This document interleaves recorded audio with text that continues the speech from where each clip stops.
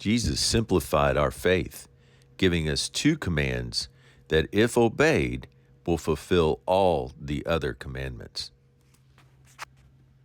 Top of the morning to you.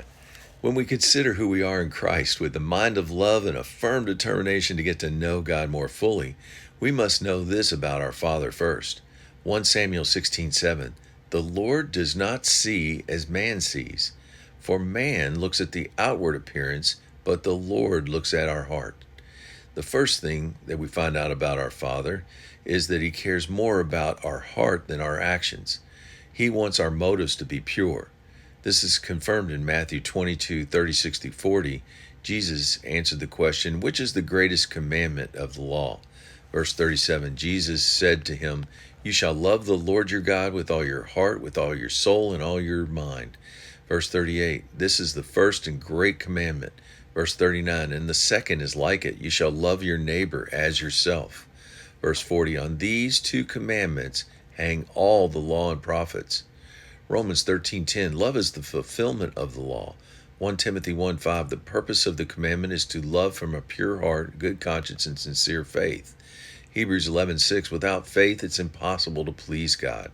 Romans 10:10, faith comes from the heart. Once our motivation of love is set, we get this natural desire to discover what pleases God and find out what His will is for us. Ephesians 5:8-14, you were once darkness, but now you are light in the Lord.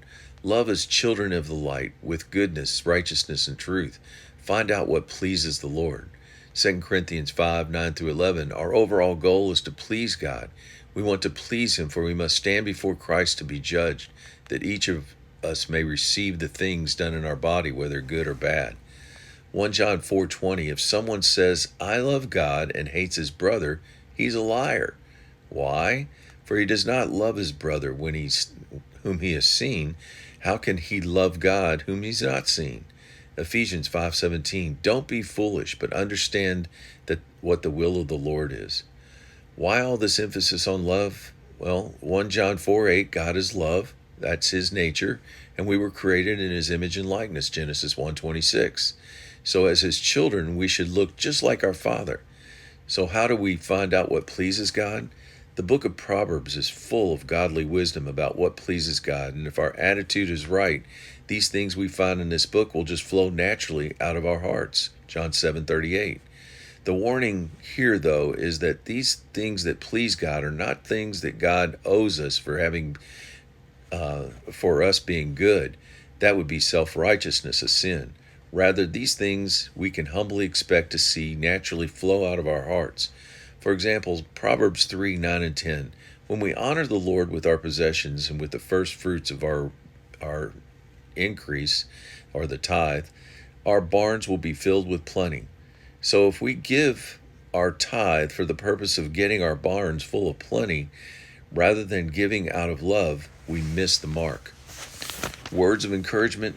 Jesus wanted to make our spiritual lives simple for us, as He gave us two commandments to obey, in which, if we did, we'd automatically obey the other 10 commandments of the law of Moses. If we obey from our heart, then we automatically please God and end up accomplishing His will in our lives. Have a great day.